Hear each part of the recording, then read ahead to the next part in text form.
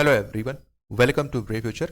मेरा नाम प्रिंस चौबे है और यहाँ पे हम लोग डिस्कस करने वाले हैं कोविड के नए वेरिएंट के बारे में। इसका नाम क्या है? ओमिक्रॉन। और ओमिक्रॉन अफ्रीका के अंदर काफ़ी तेज़ी से इंक्रीज़ कर रहा है। उसके अलावा जो अदर कंट्रीज़ हैं वहाँ पे भी इसका जो नंबर है वो लगातार इंक्रीज़ करता जा रहा है। तो ऐसे में काफ़ी कंसर्न की बात है। इस बारे में देखेंगे WHO ने क्या बताया है। जैसा कि आपको पता है कि WHO जिसका हेडक्वार्टर कहाँ पे है, जिनेवा स्विट्ज़रलैंड के अंदर। और WHO का फुल फॉर्म क्या होता है? वर्ल्ड हेल्थ ऑर्गेनाइजेशन इसका क्या है? फुल फॉर्म है। और इसके जो अभी हेड हैं वो कौन है? Doctor Tedros Adhanom गिब्रियासिस।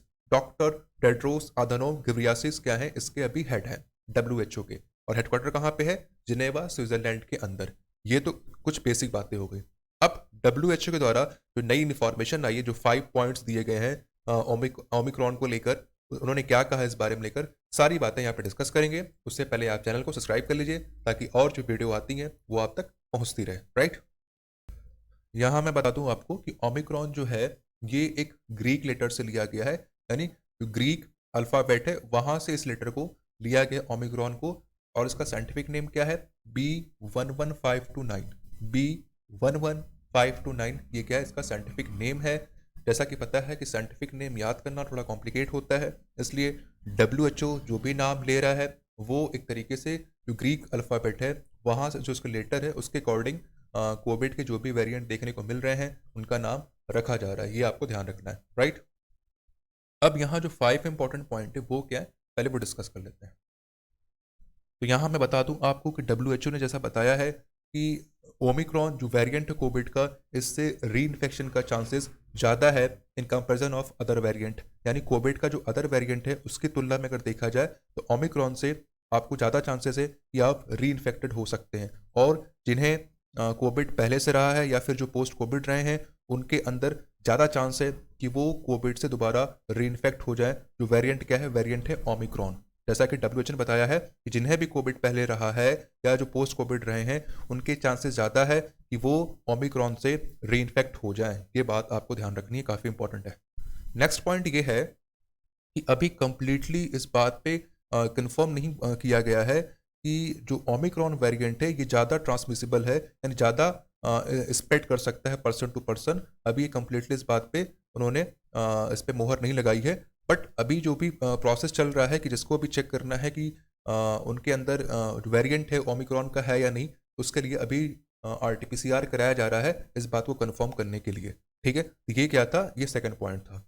Third point ये है कि WHO लगातार इस पे वर्क कर रहा है ये समझने के लिए कि इसका जो इम्पैक्ट है ओमिक्रॉन वेरिएंट का, वो वैक्सीनेशन जो वैक्सीनेटेड जो पर्सन है उन पे कितना ज़्यादा होगा। इस बात पे अभी स्टडी चल रही है कि जो भी व्यक्ति वैक्सीन ले चुके हैं उन पे जो है इसका इम्पैक्ट कितना ज़्यादा हो सकता है। इस बात पे अभी लगातार स्टडी की जा रही है WHO के द्वारा।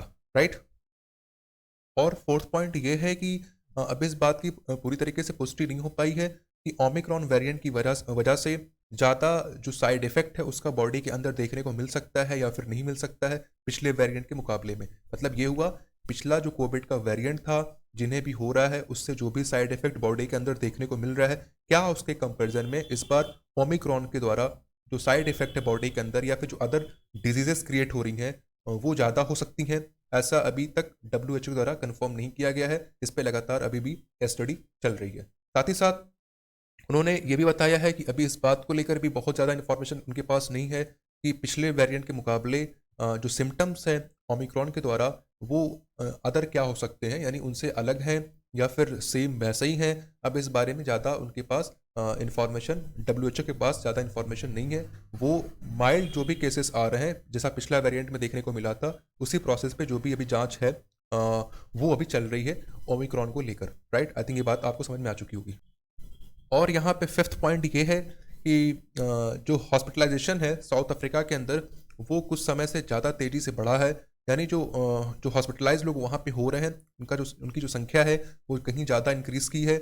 और अगर देखा जाए तो ये ओवरऑल इंक्रीज़ की है। ऐसा पर्टिकुलर नहीं कह सकते कि ओमिक्रॉन की वजह से ही इंक्रीज़ कर रही है, बट सभी को अगर मिला के देखा जाए तो जो हॉस्पिटलाइज होने की जो संख्या है वो हर बार से ज़्यादा तेज़ी से जो नंबर है वो उसका इंक्रीज़ कर रहा है। राइट, ये आपको ध्यान रखना है। साथ ही साथ WHO ने भी बताया हुआ है जो यंगर लोग हैं उनके अंदर जो माइल्ड सिम्टम्स है वो देखने को मिल रहा है इस वेरिएंट की वजह से।